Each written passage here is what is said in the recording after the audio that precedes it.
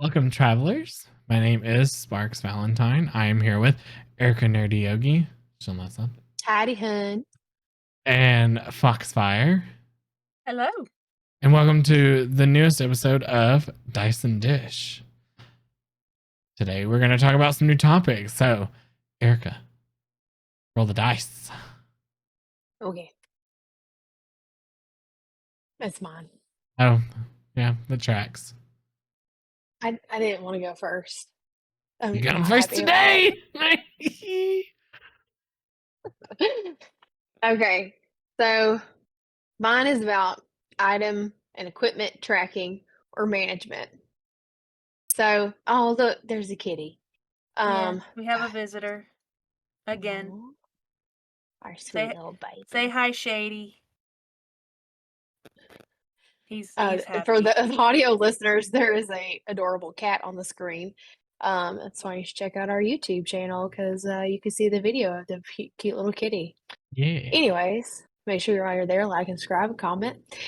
So, item, equipment, tracking, or management. This is something that a lot of people kind of do in different ways. And I think it depends on the player, and also it can depend on your campaign, the system, and your dungeon master.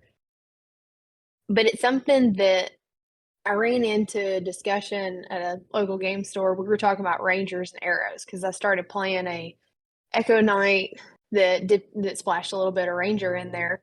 And our dungeon master was like, "Well, have you been keeping track of your arrows?" And I said, "Yes, I always do."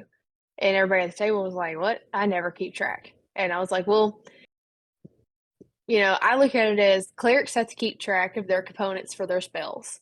And depending on in 5th edition, depending on what type of wizard you play, you have to keep track of your ink and your parchment and the stuff for your spells. So I feel like rangers, or even fighters who use bows or bolts or whatever it is, should have to keep track of their arrows or bolts. Because that way it's the fighter or ranger, whatever class you're playing that uses the ranged equipment, I'll say it that way, is having to spend their gold to get more because the other classes are having to spend their gold to buy their components and manage their class. And it kind of becomes uneven if you don't, I feel like. Even though arrows don't cost nearly as much as some of the spell components you're going to need, like, to cast Hero's Feast or something else, you're going to spend a fortune in ink and parchment. So that's kind of what I was wondering. How do y'all manage your equipment and items? And when you run games, or if you run games, how do you like your players to do it? Whoever wants to go first can. Well, for me, when I DM, first off, I usually don't do tracking. I just feel like it bogs down the game. So typically for me, I will only make you keep track if a spell specifically says it consumes the item.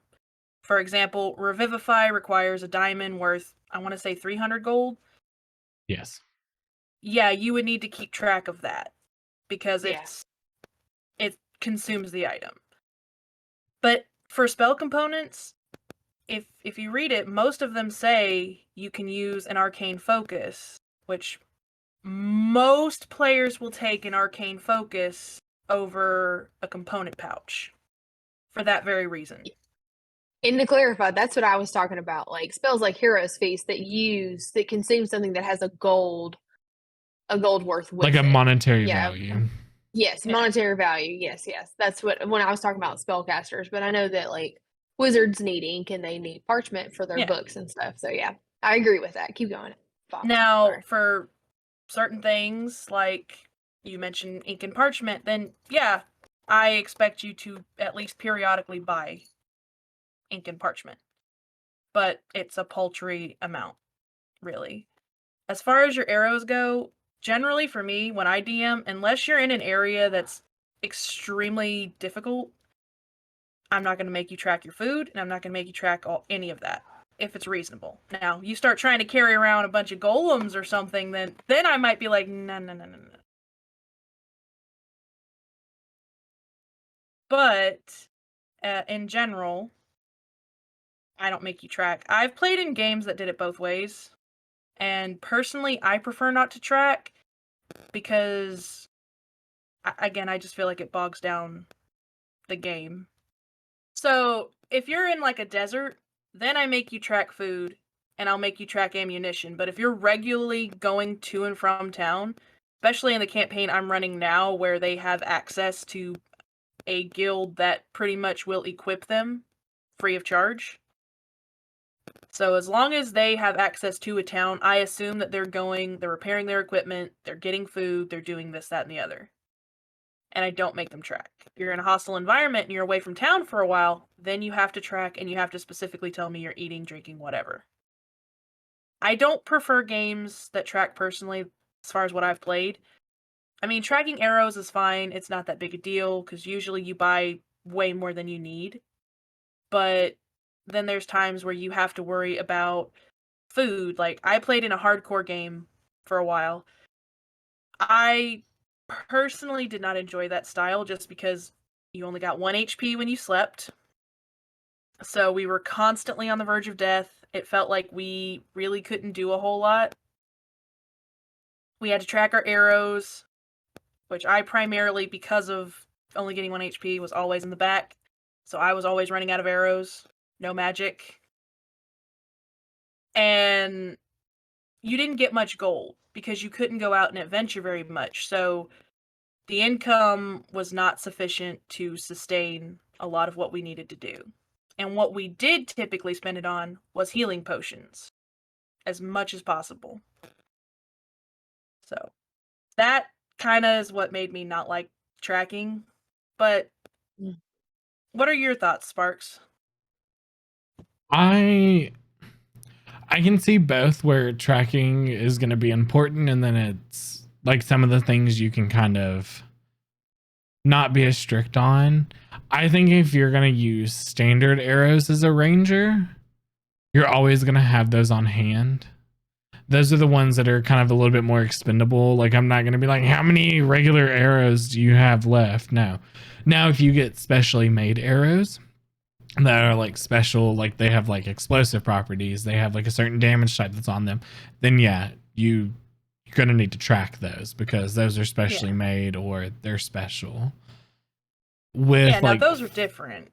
With like food, like in rations, that's kind of one of those, it's like a little iffy depending on what campaign or what setting you're in. I mean, if you're in like a typical like fantasy world, you're pretty much gonna get what you need in terms of rations. And if not, then you can always go hunting for it. Like, you can go hunt for food. It's one of those you can give like a skill check or an ability check for that. But like, obviously there are some things like for spell components that are consumed, I do agree with. That is one thing that needs to be tracked because not everybody's going to have a 300 gold worth diamond on them at all times. Well, like when you're go ahead. Like, so like when you just get to where you can get revivify, it's, if you're in a town, it's hard to find somebody that has a 300 gold worth diamond. Like, so even if you have a spell casting focus, you still need that. It doesn't matter. But I mean, I think it all just depends on like what table you're at, how your DM is. Do they want you to track it? Do they not want you to track it? It's kind of something that you're going to have to talk about at the beginning of your game when you start out, because it's one of those, do you want to be in more of a hardcore situation where you have to track every single little thing, or is this going to be the system that you're running? Is it very heavily reliant on item management or equipment tracking? Like, it's one of those, I think it depends. Yeah. For like equipment, like if stuff has charges, I feel like everybody should track that. That's 100%. for sure. Yeah. There is and I don't want to butcher this, so if I do, please be lenient towards me. I have downloaded the PDF and it might already be out by the time this airs. I'm not 100% sure when it'll be out. I was listening to a podcast. It's called Role Play Chat with Matt. He had on 2 game designers from Hit Point Press. They're making a RPG called Shift. where your skills or abilities are your in how do I say this? They are something that you have to track, right? So like they have keywords assigned to them, like flying, or and you'll roll a d4 for the first time that you fly, and then the next time that you want to use an ability, it's the same one, right? Then it goes to a d6, and then a d8, and a d10, and a d12. So the idea behind it is like you're tracking how exhausted you're getting by using your skills with your die. And I thought that was really interesting way to, because it's called shift, because you're shifting your dies, right, with your abilities. So like if you wear yourself out mentally, your die gets bigger and bigger and bigger, and it makes it harder and harder for you to succeed. And it's like, okay, well, now I need to rely on something else. And you're kind of like, that's something I thought was interesting, as instead of this doesn't seem like it's more focused on equipment and tracking. It adds in, how should I say this? They still have like equipment and tracking for items, but you're also kind of tracking your physical or mental exhaustion with your dice. That sounds really interesting. Yeah. Yeah, I thought it was pretty cool. And if I messed up on any of that, like I said, I've downloaded the PDF. I haven't read it yet. That was just by what I understood by the way they discussed it on the podcast. But I was like, that sounds really interesting, because, like, there is like that shift in DCC where instead of advantage, you go die up, die down for advantage and disadvantage kind of a thing. And I was like, well, that's a really interesting mechanic, like tracking by using dice, and I thought it was kind of a unique thing to a system. That's all I have to say about that topic. Do y'all got anything else thrown in there? Yeah, I just wanted to add in the reasoning why I feel like the spell component part is also important. It nerfs the spells. Most of them that say it consumes the item are potent. Like Hero's Yeah. Feast gives you a Mhm. pretty Yes. big buff that lasts for an entire day. So it kind of Yeah, needs a slight buff. Or those revival spells. Well, I'm not worried. As long as the cleric stays up, they can just cast Revivify all day long. exactly. Yeah, for sure. And I agree with, like, if you got a +1 arrow or +2 or whatever, it's a custom arrow, stuff like that. Like, I think you should track all of it anyways. But that's just me, because I just feel like I don't know. To me, there's something about that. I like that. I like seeing it go down and then going and, buying it, and it goes back up, and it just makes me feel like I'm more involved in the game, I guess. I mean, it definitely is a more immersive way to play. And if that's what you want, if you want that type of survival, then yes, that way to play is amazing. It's a good experience to have. But if Carry that's weight. not what you're into, I had one more thing, carry weight. That is one thing that I forgot to ask y'all about tracking. Now, I do as like, because a lot of people would just like, here's a bag of holding, don't worry about carry weight. Do y'all do that, or do you feel like carry weight is something that players should keep track of? I think it's within reason. Again, like I said, if you're just wanting to carry around like a normal backpack's worth of things, it's not a big issue. If you're wanting to carry around 100 pieces of heavy armor, then it's an issue. Yeah. I feel like as me as a player, we've never worried about carry weight unless it was with armor, because we've always had a bag of holding. Mm-hmm.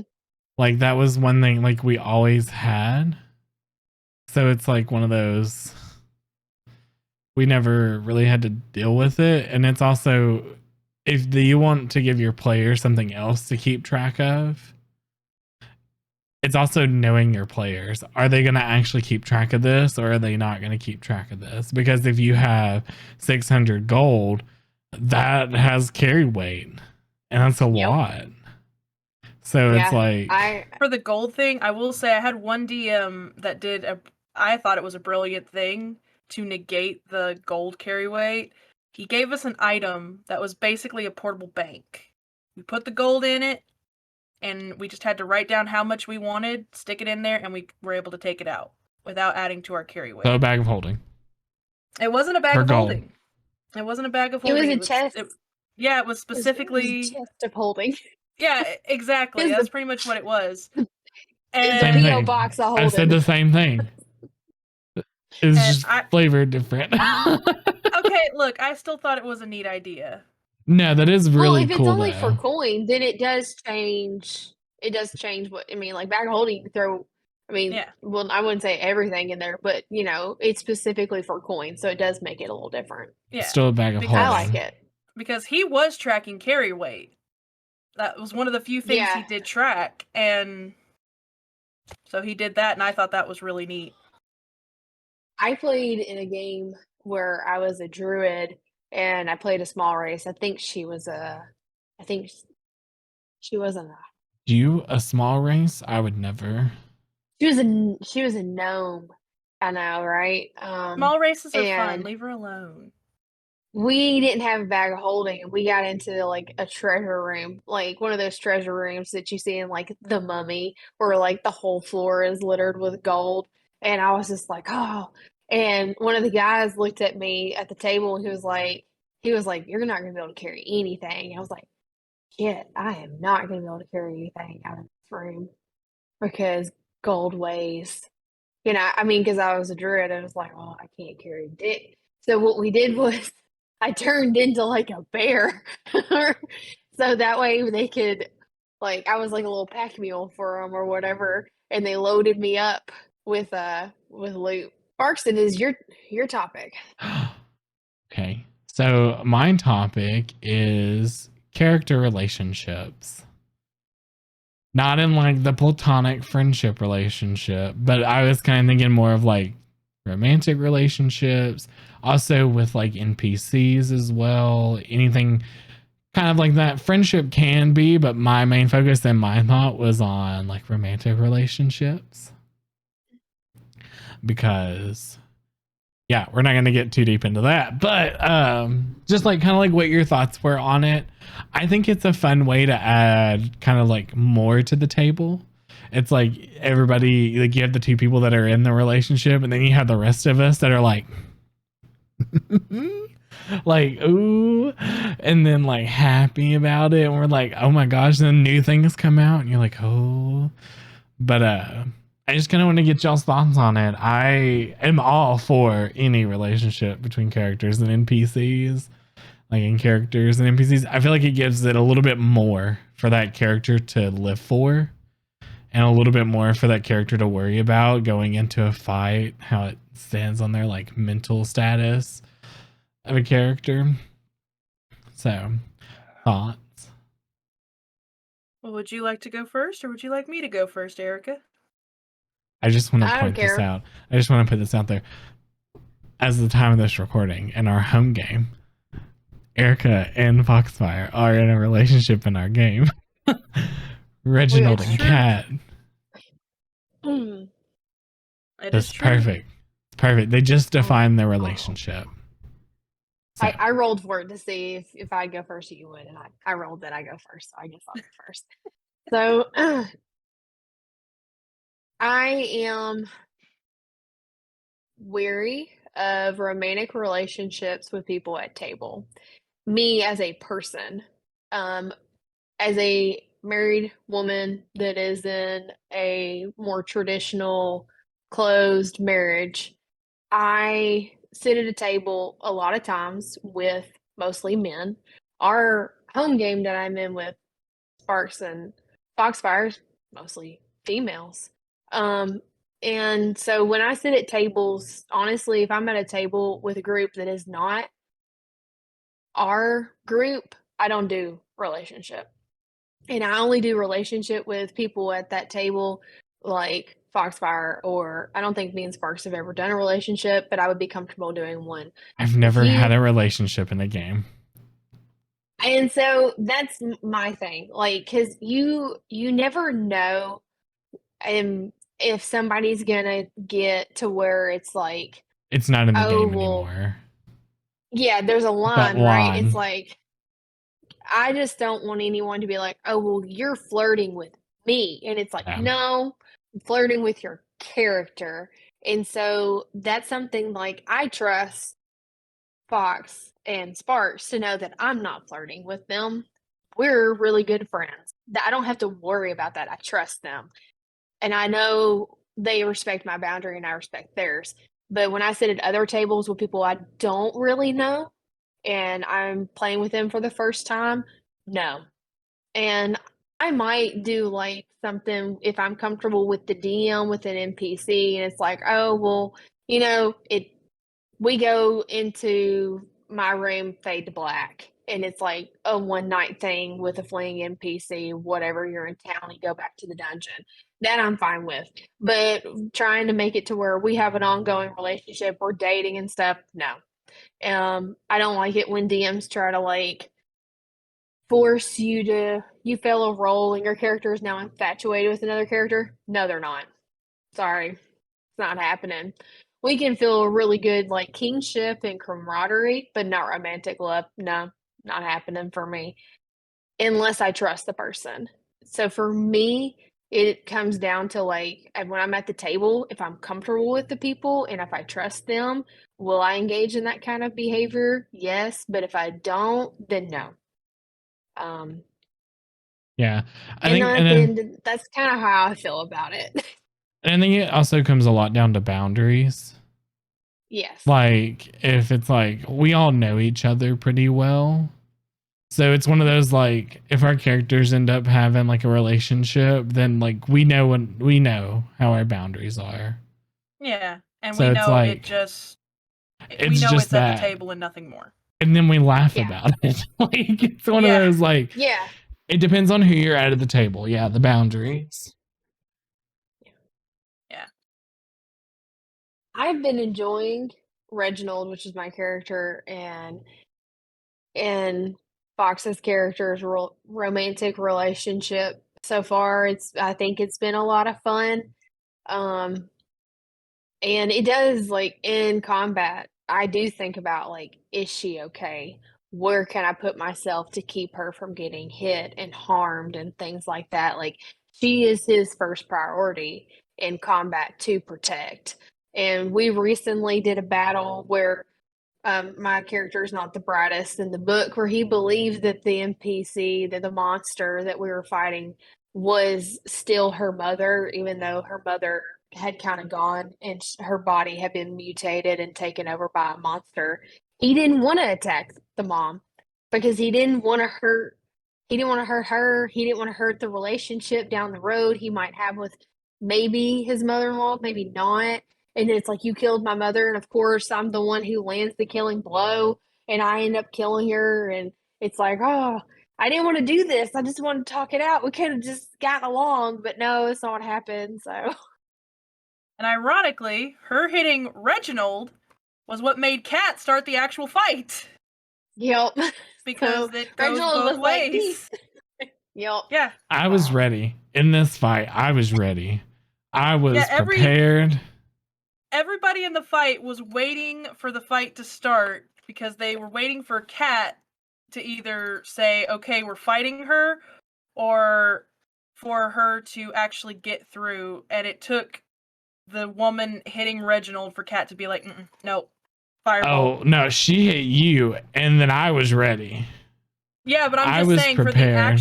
for the actual true to goodness combat to start, that's what it took, because everybody was waiting on Kat to attack. Yeah, I will say the mindset of my character in that moment was, it's gonna be a fight. If my character had not cared and was new, probably the fight would have started then. But it's one of those like the relationship that she had built with everybody, like she likes everybody. Kat is smart. She's smart with my character. So like they have that connection. So it was one of those like, I'm gonna respect you at this moment, but if Kat were not there, no, it would have been I would have attacked because they were being surrounded. We were so this is something that, like, I don't this it pertains to this topic, but it kind of takes a little left turn. I'm gonna take the left turn here. Y'all just hold on. I'm coming back to it. Oh, So here we go. So, um, safety tools. I know how people feel about a lot of people feel about safety tools. There's a lot of people out there who love them. There's a lot of people out there who absolutely hate them. And I have sat at a table once at a con when the judge started talking about safety rules. This man, he looked at him, he goes, "We don't do none of that snowflake bullshit in my game." And I about fell out of the chair because I wanted to laugh so hard when he said it. Um, and that was just his opinion, right? Everybody has different feelings about safety tools. So if you're not familiar with safety tools, like you have like your green, your yellow, your red, and you kind of like go over them with your DM. Um, and you say, hey, I'm feeling kind of yellow. I'm uncomfortable, maybe back off a little bit, or like red, completely stop, or, green, I'm good to keep going. And I do think safety tools are valid. Um, and we don't use them with our group because we've been playing together for 5 or 6 years. But that is something that I could see character relationships, if it's gonna happen in your group and you're not really familiar with one another like we are. I think if you don't use safety tools, then that should probably be something you you address should. Yeah. Yeah. out, like once the session is kind of over, one-on-one, be like, hey, the two of y'all seem like y'all might be developing a relationship at the table. I want to make sure everybody's comfortable before anything advances. And I do think that that is important, because like I have sat at a table where the DM kept trying to push a relationship on me that I wasn't comfortable with, and I just wanted it to be like a one-time thing because everybody has like it's like I've never done the sexy time in game, so I just wanted to do it one time because I just wanted to check it off the list. And then he took it as like she wants a relationship. And I was like, no, that's not what she wants. She just checking off the list. And I was just like, no, it's not what happened. It's not. And I just kept putting up like a no, no, no. Um, so I think that's just something that if you're running a table or something that starts to happen and you're kind of new to one another, I would recommend that. If you don't like safety tools, then I guess keep on rolling with it. And we're back to what y'all think about character relationships, and I'll be quiet. Yeah, it's on the Fox now.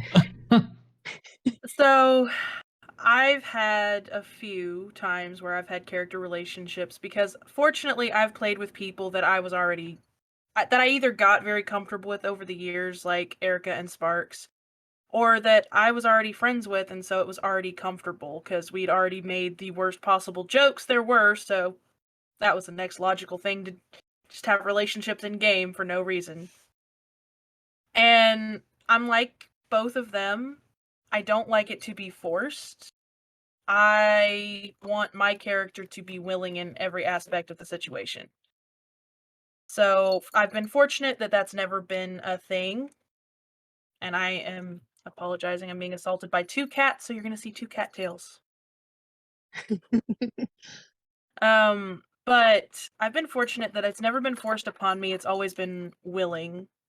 And the first time went full on. They ended up married by the end of the session. It was with an NPC.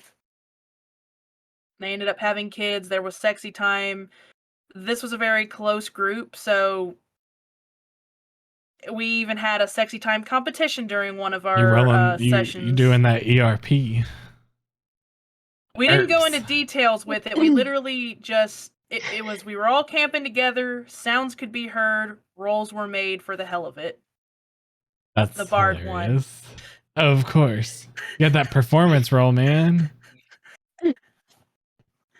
But I've encountered stuff like that. But there again, if I was at a table of randos, no, period. And even I apologize for informing y'all of this. I've really only just gotten comfortable enough to have a relationship in game with either of you. It takes me a while to get comfortable. Bitch, we've been playing And- together for 5 years. And it's You're partly my first relationship in a game. and well, it's mostly just because I'm not sure where my limit is for a while. I'm not sure where that boundary is. With y'all, I've learned where my boundary is, and I'm good with it. What boundary? We talk about everything under the sun at our table. Exactly. I know I can push it a little bit further Yeah. than a random person. Just like with that other group, I know that I have a very extensive boundary. Yeah. But I also know with either group that if I start getting uncomfortable with the situation, like if I feel like it's going too far, because I have a boyfriend myself, and we're monogamous. So if I feel like it's getting to a point where it's uncomfortable, then I know I can say no, we gotta stop. Yeah. And like it's one of those like if you are comfortable with the people at your table, then it kind of I guess it's a little bit easier to maybe have that like open that up and like you're open to the possibility of it. But it's also I could see that though. Yeah.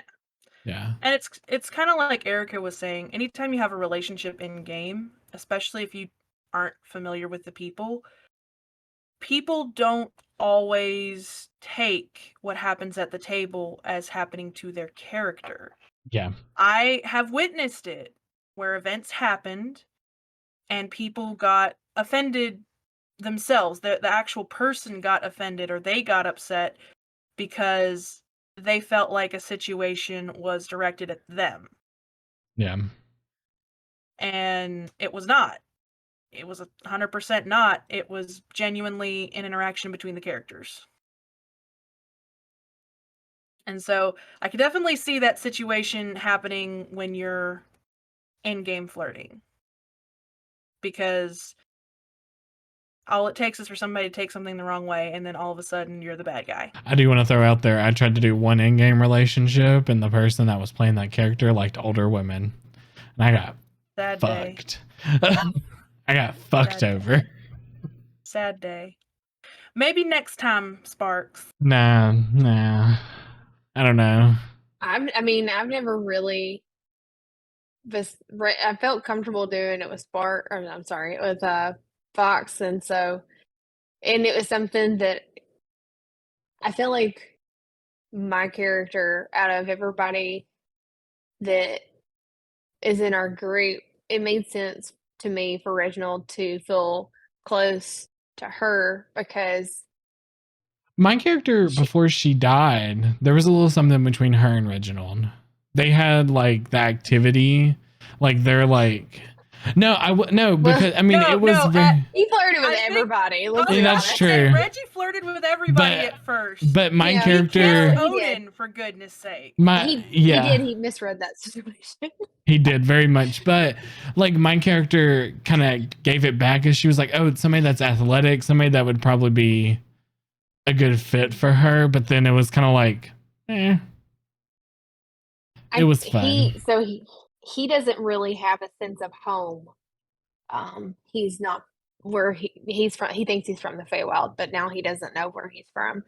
And he knows that she's from here and she has a home, and it's something that he sees and he's almost kind of like envious of. Like, this is her home, even though it was destroyed, and he feels bad for her because of that. So she kind of knows what it's like to have a home and to lose it, and then she's trying to save it. And I think that draws him to her because he thought about trying to go back home, and now he doesn't think that that's where he's truly from. He thinks he's actually from Dragonheim, and it turns out, I think we believe that's where he's from. And so all this time she's been fighting to save his home. He just didn't know it. Aww. So. Very cute. And then I'm a That is bitch in the adorable. game now. and we just hold hands. It's very You're a wholesome, lovable and that's bitch. It's kind of what very I like about it. wholesome. Like It Yeah. is. we hold hands, and like they hug, and then they just kiss, and it's very wholesome. Like, and to me, like, you know, and there's nothing wrong with, like, if you feel comfortable role playing to the extent that Fox feels comfortable in that one situation you were describing. I don't think I would be comfortable with I it going mean, that far, let me but I don't know. let me just put some clarification. At the time of that happening, I was in a relationship with one of the parties, so Okay. See, the one time my husband was playing in the campaign, when I first started playing D&D, I tried to romance him, but he wouldn't give my character a second glance because she was a dwarf and she had a beard, and he did not think she was attractive. And I was like, she can shave it. And then he was like, no. So I tried. Oh, does anybody have anything else to say on character relationships? all right. So I decided to possibly hit a little bit heavy and a little touchy this time. The benefits of tabletop gaming on mental health. So this is a topic that's near and dear to my heart as somebody who is dealing with bipolar disorder. And so that's one reason I wanted to talk about it. I wanted to let people know, first off, if you are dealing with mental health issues, it's okay. It's okay to need help. Don't be afraid to go and seek it, first off. But also, I wanted to talk about it because D&D and tabletop gaming is one thing that's helped me through some of my worst times. Like being able to say, oh, I get to go and not have to think about everything going wrong in my life for a couple hours. It's the best thing ever. Just that rush of serotonin and being able to escape everything, even for a couple hours. I leave the session, I feel like a different person. Pun not intended, because I was just playing a different person. Also, the sense of camaraderie. You're meeting up, especially if you've been playing with people for a long time, like I have with Erica, Sparks, and the rest of our group. You're going and you're seeing friends. You're feeling that sense of community. It makes you feel not alone. And that's, to me, one of the biggest parts of my mental illness is that I just feel alone a lot. Like, not trying to get too deep or anything of that nature, just saying that's something that happens, and going and being around people helps. Do you two have thoughts? I feel like it can be both. It could be a really good thing. It can also be a not so great thing as well. But the main like benefit that I can see is, you know, having that sense of friendship, like you said. Like if you've played with if you play with people for a while, they become like a second family. And it's one of those, like, you have them to talk to if you need to talk about something, or if you want to do something and you're alone and you're like, oh well, maybe I can see if one of my like tabletop buddies is free and maybe we can go out and do something. And just that in of itself is amazing. That sense of like you can meet new people and become great friends, become like family. And then you can also, if you're in a rut, it can definitely help times whenever you don't want to be yourself for a little while. You can go be somebody else for 2 or 3 hours a week or every other week. I feel like it's a very sensitive topic because a lot of what goes on in our world, people don't like to talk about the dark things, and definitely mental health is one of them. But I feel like tabletop gaming, it has benefits and it has downsides to it. But I 100% believe like tabletop games are great to try to help it get your mind working, your brain working, the creativity, kind of you get your social interaction out of it. Before I go, I'm just kind of curious, Sparks, you touched on the positive. Mentioned that you feel like there can be negative. Do you mind expanding on what you feel like could be negative for it? I'm curious So on that too. the negatives that I Yeah. can I mean, see if you don't for want it, to, you don't have to. no, it's fine. I feel like some of the negatives, it can kind of bring you down a little bit depending on like what game you're in, like where you're at. I mean, I've had a couple of times where I've been in a game and it was just like mental health. Just after the session, I was just like, oh my gosh, I just feel like shit after that. I felt like I was awful. You kind of get in your head a little bit, especially for myself. I'm very much in my characters. I love like when I make them. Are you good? Just gotta Yeah, fly. it was a bug. Sorry. No, you're good. Keep going. Like if I, and it probably doesn't seem like it. I mean, I love my characters, but I'm also the first one. Like if somebody has to die, I'm like, sure, it's just a character. I can always make another one. But I feel like there's sometimes I can get too much into that character, and then if something bad happens, I kind of take it with me. Um, so, like I mean, the social interaction thing, it can also be a negative as well, depending on who you're with. If there's that one person at the table that can kind of just bring it all down, that's something. I don't know. I feel like disassociating as well could be really bad from it. But those are also some things that could be good too.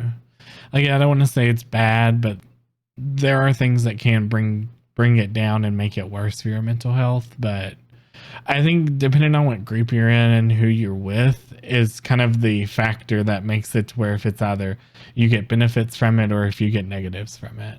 I worked in mental health for 10 years as a social worker. I started off doing case management. Did like 6 months interning as a social worker in a psychiatric hospital. And then I used to do mobile crisis where I assessed people for inpatient psychiatric care. So mental health was something that was, um, I mean, there is a big stigma to mental health, but at the end of the day, like, I have anxiety, I have depression, I have ADHD, I'm dyslexic.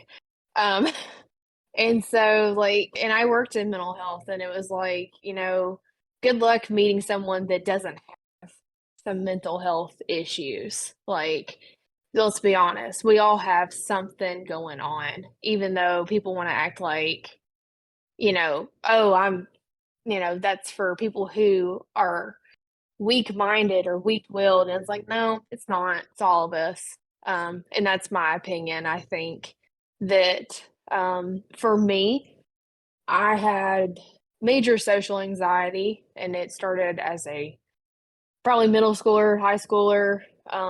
I did not want to speak in front of the classroom. I didn't want to read in front of the classroom because I was dyslexic. People made fun of me for the way I read. And so I didn't really like talking in front of a big group of people. And then I started playing TTRPGs and I played with my friends. And so I felt comfortable sitting at a table and stepping into, like, I guess you call that like spotlight for your character, right? And the anxiety is still there. Like when I sit down behind the screen and I run for people, depending on, especially at cons, like I am a ball of anxiety. Um, but then it goes down once I get comfortable with people. So that is one way that it does negatively impact my mental health is it makes me anxious to sit at table. It doesn't make me anxious to sit at table with y'all, but it does make me anxious to run table for people I'm not comfortable with. But it is something that I push through because I love this hobby.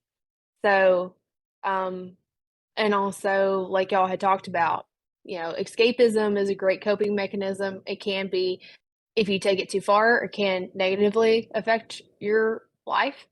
Um, and I love escapism as a coping mechanism. So I play video games. That's why I do this. Um, you know, my dad died a year ago from cancer.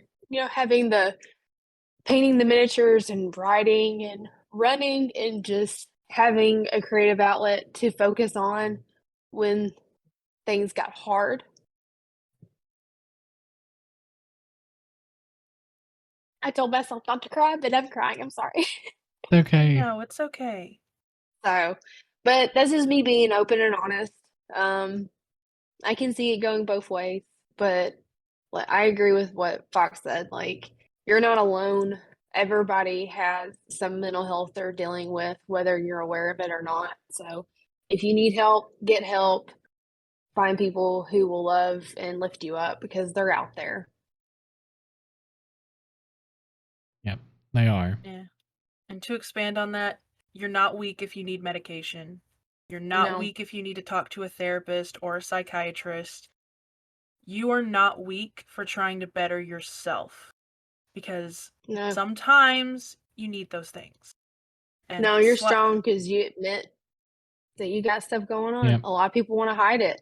Yeah. It takes a lot to admit, hey, I'm struggling. Yeah.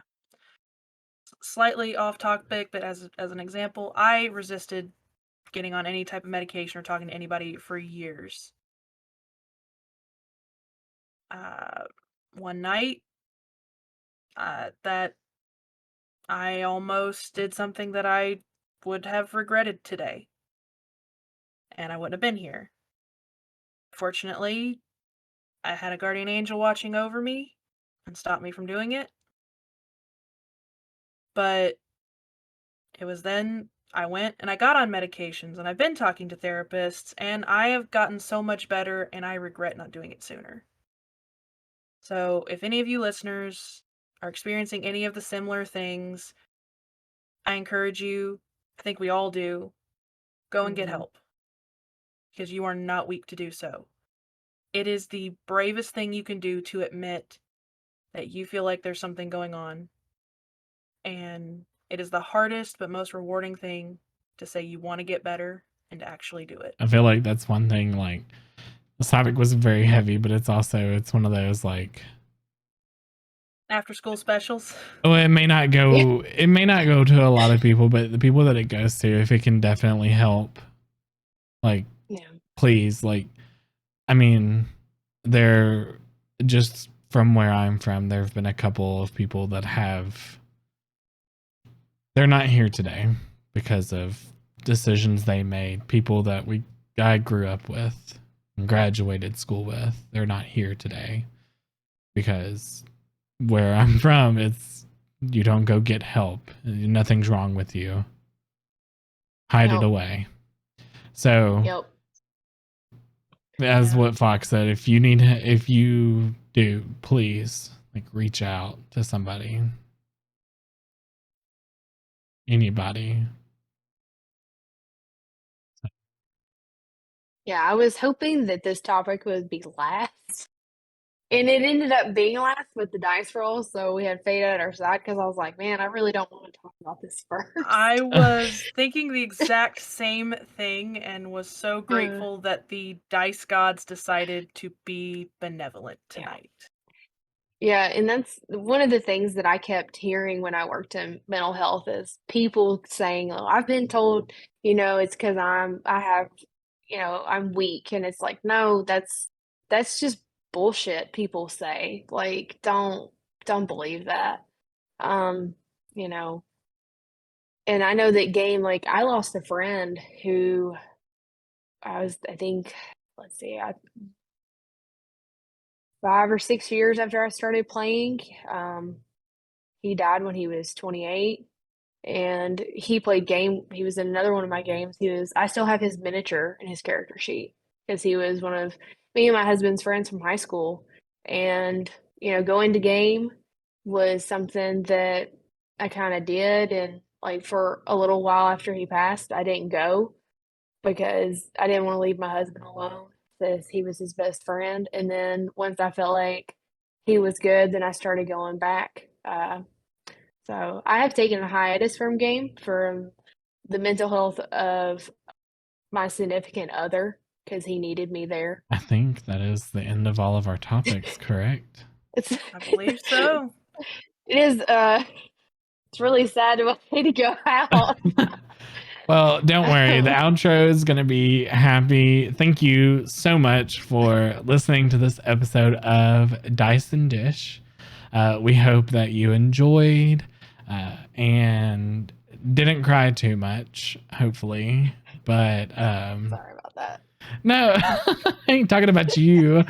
But please make sure to follow our podcast on major podcasting networks, and also go to our YouTube channel to watch this video live. I don't want to say it's live because it's not, but definitely hop over there, give us a subscribe, comment, let us know any topics you want us to talk about that we haven't talked about before, and maybe they'll make it into the show. With that, we're signing off. Bye. Bye-bye. Bye, y'all.